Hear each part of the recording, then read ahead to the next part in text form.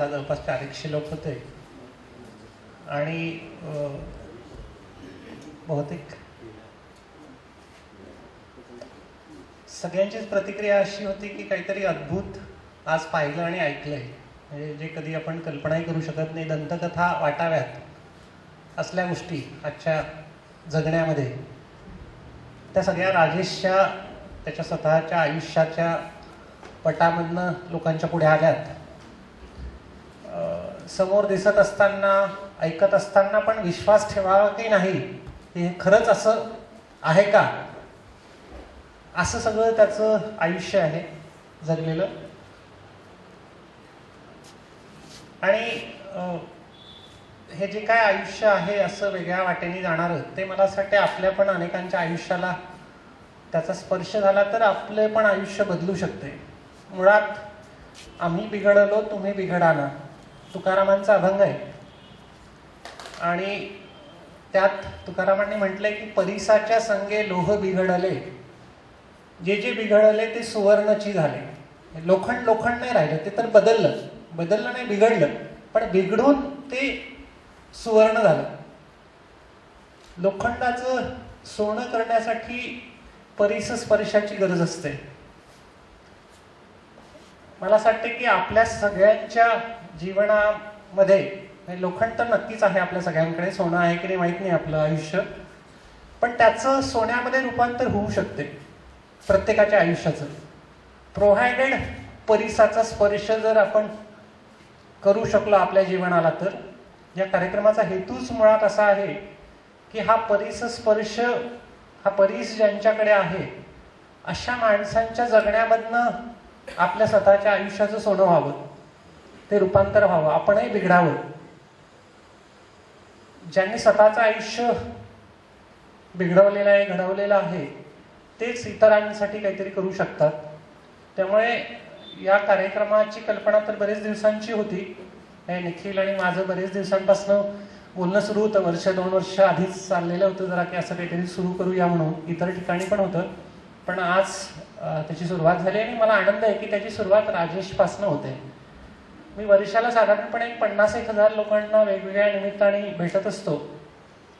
आत्ता माझं वय 53 आहे आणि मी अतिशय काय म्हणू जबाबदारीने सांगतोय की आत्तापर्यंत मला माझ्या आयुष्यात 53 वर्षाच्या आयुष्यात जेवढी माणसं भेटली त्या सगळ्यांमधल्या पवित्र माणसांच्या यादीमध्ये पहिल्या 1, 2, 4, 5 मध्ये मी राजेशला ठेवतो.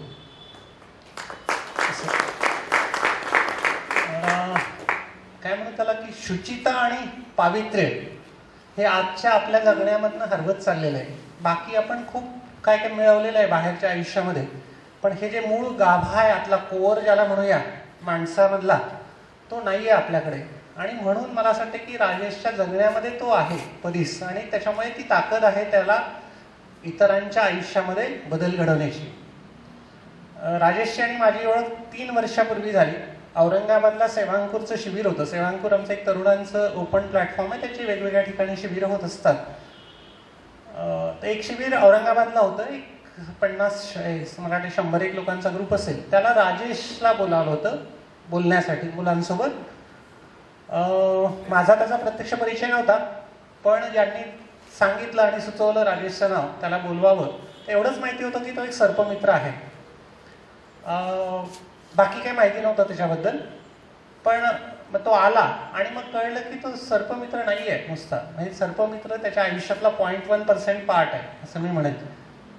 खूप खूप साऱ्या गोष्टी त्याच्यामध्ये आहे. आणि तो पहिला कार्यक्रम होता की राजेश तिथे सापांचा विषय सोडून बोलला स्वतःच्या आयुष्याबद्दल. आजपर्यंत तो सर्पविज्ञानामध्ये तर मास्टर आहेच आहे तो. म्हणजे मागे त्यांनी एक सर्पयात्रा काढली तर जवळपास पूर्ण महाराष्ट्रात 10-1 लाख लोकांपर्यंत पोहोचला तो प्रबोधन त्या विषयाचं. पण मला जे त्याच्यातलं भावलं ते सापांशिवायचा राजेश, म्हणजे त्या विषयाच्या माहिती पलीकडचा राजेश जो आहे तो फारच मोठा आहे आणि तो प्रेरक आहे आपल्या सगळ्यांसाठी. तर तो पार्ट मला असं वाटतं आपल्या सगळ्यांच्या समोर यावा असा प्रयत्न आपण या मुलाखतीमधनं करणार आहोत.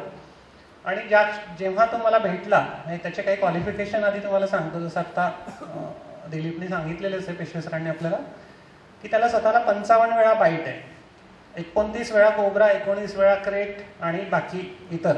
दरवेळेला भेटला की त्याला विचारावं लागते राजेश स्कोअर किती झाला आता, कारण ते बदलत राहत होतं सगळा. इतके वेळा बाईट होण्याची 2 कारणं आहे. एक तर त्याला कॉल्स खूप असतात, रोजचे 20 कॉल असतात. हे परवा रात्री तो रात्रभर नाही झोपलेला. तिकडनं प्रवास करून चाळीसगाववरनं अमरावतीत आला, अमरावतीतनं आम्ही यवतमाळला आलो. काल रात्री पण 12 वाजेपर्यंत साधारणपणे सगळं चाललं कार्यक्रमानंतर, लोकांच्या गाठी भेटी, आणि सकाळी 5ला उठून आम्ही इकडे यायला निघालो. त्या 5 तासामध्ये पण त्याला, राजेश कालचे किती कॉल होते? 6 कॉल होते त्याला 5 तासांमध्ये. मागल्या मला असं वाटते 22-24 वर्षात तो एकही रात्र सलग 4 तास नाही झोपलेला. या नागपुरातल्या आणि आणखीन भारतातल्या कोणत्याही डॉक्टरला विचारा की अशा किती रात्री गेल्यात की ज्या दिवशी तुम्ही सलग 6 तास नाही झोपलात. मला नाही वाटत कोणी सापडेल असं की वर्षभर किंवा महिनाभर तरी असं घडलंय. राजेश शिक्षण आणि BCom आहे, पण तो जे काय शिकला आहे ना, हे सगळं स्वतःच्या अभ्यासातनं शिकला आहे. मला आणखीन एक दुसरी गोष्ट मोठी त्याची जी वाटली, त्याची ती लर्निंग मेथडॉलॉजी, शिकण्याची वृत्ती त्याची जी आहे आणि त्यासाठीची जी पेशन्स आणि धडपड आहे ना, ती अफाट आहे, अफाट लिटरली. दुर्दैवाने आपल्या भारतात सगळं कागदाला महत्त्व दिलं जाते. बाहेर देशामध्ये कदाचित तो असता तर त्याला आरोग्य विद्यापीठाने रिसर्च कसं करावं यासाठी गाईड म्हणून सन्मानाने बोलावलं असतं सगळं. म्हणून मी तर राजेशची जेव्हा भेट झाली तेव्हाच मी एक माझ्या स्वतःसाठी एक टार्गेट ठरवलं की एक दिवस राजेशला IMA आणि IMCच्या फोरमनी सन्मानाने बोलवावं. आज 50 केसेस वरती MD, MS आणि PhD मिळवता येते. राजेशनी आतापर्यंतच्या आयुष्यामध्ये जवळपास 30,000 स्नेक बाईटच्या केसेस स्वतः जागून त्यांच्या ट्रीटमेंटमध्ये आणि त्यांना जिवंत ठेवण्यामध्ये त्याच्या स्वतःचा हात राहिलेला आहे. 30,000 केसेस, लक्षात घ्या. हे ज्ञान मला यासाठी पण महत्व वाटते की राजेशला त्याचं काही महत्व नाहीये, त्याला काही त्याचे देणं घेणं नाहीये, पण हे ज्ञान जर आपण पोहोचू शकलो आणि राजेशला जर हा विषय शिकवण्यासाठी मेडिकल कॉलेजेसमध्ये बोलावल्या गेलं तर उद्या हजारो स्नेक बाईटच्या केसेसला आपण वाचवू शकतो त्याच्या पद्धतीने. आज ASVची किंमत हाफकिन इन्स्टिट्यूट जी तयार करते त्याची 900 रुपये आहे एका व्हायलची किंमत. स्नेक बाईट बहुधा सगळ्या गरीब लोकांना होतो, वाडी वस्तीत काम करणाऱ्या मजुरांना. त्यामुळे तो विषय तसाही डॉक्टरांच्या जरा ह्याच्या पलीकडे, कारण त्यातनं कमाईचा काही फार भाग नाहीच आहे, त्याच्यामुळे त्याच्याकडे कोणी फार लक्ष पण देत नाहीये. राजेशची पद्धती, त्याचं म्हणणं असं आहे की माझ्या पद्धतीने जर ASV तयार झालं तर ते 900 रुपयाचं व्हायला आपण 50 रुपयात देऊ शकतो. कॉस्ट, प्रोडक्शन कॉस्ट त्याची 50 रुपये करता येऊ शकते. अडचण त्याची ही आहे की कागद नाही त्याच्याकडे, डिग्री नाही आहे, तेवढीच एक त्याची अडचण आहे, दुसरं काहीही नाही. असलं हे अगदी अफलातून जगणारं व्यक्तिमत्व, नुसतं सापच नाही तर पशु पक्षी प्राणी सगळंच. दुसरं एक कारण त्याला इतके बाईट होण्याचं असं आहे की तो कुठली काठी किंवा स्टिक वापरत नाही. बहुतेक सगळे सर्पमित्र स्टिक किंवा काठी वापरतात. राजेशचं म्हणणं असं आहे की आपण जर सर्पमित्र आहोत, आपण मित्राला जेव्हा भेटतो तेव्हा त्याची काही मान पकडत नाही, त्याला गळाभेट करतो. सापाच्या मानेवरती स्टिक ठेवून मग त्याला पकडणं म्हणजे मित्रा कशाला म्हणायचं, मग त्याला गच्ची पकडून मित्राला असं पकडायचं का? त्यामुळे त्याचा विरोध आहे. त्यामुळे कुठली स्टिक आणि हे न वापरता त्यांनी त्याच्या स्वतःची पद्धती विकसित केलेली आहे. हाताळतो, खूप जास्त हाताळणी आहे, त्याच्यामुळे पण त्याला बाईट जास्त असतात. त्या परिसरामध्ये शेकडो घरांमध्ये देवघरात त्याचे फोटो लागलेले आहेत, त्याच्यामुळे ज्यांचे प्राण वाचलेत त्या सगळ्यांचे. आणि हे सगळं कुठेही एक पैशाचीही अपेक्षा न ठेवता, काहीही नाही. आज त्याचं अख्खं घर जे आहे पूर्ण लग्न झालेलं आहे, बायको आहे, 2 मुलं आहेत, सगळं घर हे जनाधारावर चालते 100%. मोबाईलचं बिल कोणीतरी भरते, मुलांची फी कोणीतरी भरते, कपडे कोणीतरी घेऊन देते, घरात दाळदाणा कोणीतरी आणून टाकते, असं सगळं घर कोणीतरी बांधून दिलं. आजही अशा प्रकारे संसारी माणूस जगू शकतो हे आपण कल्पनाही करू शकत नाही. संन्यासाचं ठीक आहे एक वेळा, पण संसारी माणूस आणि अतिशय आनंदाने आणि मजेने जगू शकतो. आता हा सगळा प्रवास कुठून सुरू झाला ती पण गोष्ट महत्वाची आहे. म्हणजे एखाद्या माणसाला जर आपल्याला बघायचं असेल त्याची उंची, तर आपल्याला त्या एंडला, लोअर एंडला पण जायला पाहिजे.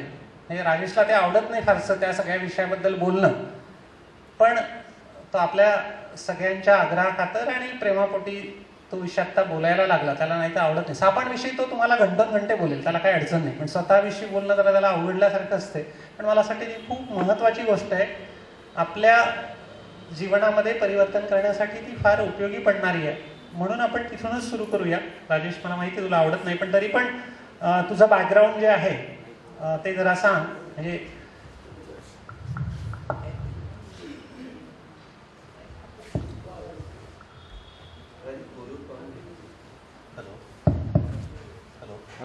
हाताच सोयीचं राहील आपल्याला.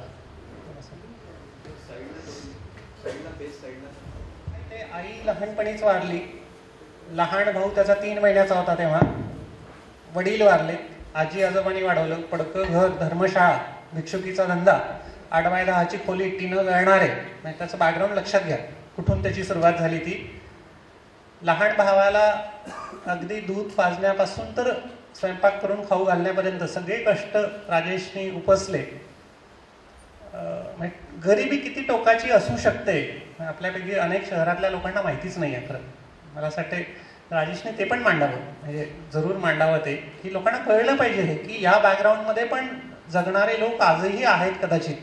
आपल्याला माहितीच नाही, काय वाटत नाही. एकदा हॉटेलमध्ये गेलो तर 1-2 हजार रुपये बिल देणं म्हणजे काही फार मोठी गोष्ट वाटत नाही आपल्याला. पण एका भाकरीच्या तुकड्यासाठी माणसावरती काय वेळ येऊ शकते, वेळ पडली तर, त्या पण गोष्टी कदाचित राजेशच्या सगळ्या बालपणाच्या प्रवासातनं कळतील. आणि तिथनं त्याची सुरुवात होऊन आज तो इथपर्यंत पोहोचलाय. म्हणजे या सगळ्या बॅकग्राऊंड असताना त्यांनी ठरवलं असतं तर त्याला काही लाखो रुपये मिळवणं काही अवघड नव्हतं, त्याला या सगळ्यांचा धंदा करणं. पण त्याने अतिशय जाणीवपूर्वक, ते त्याच्या DNA मध्येच नाही आहे, त्यामुळे त्याचा याचा पैशाचा काहीही संबंध ठेवायचा नाही असंच त्यांनी व्रत घेतलेलं आहे. तर आपण राजेश बालपणापासून सुरुवात करूया जरा.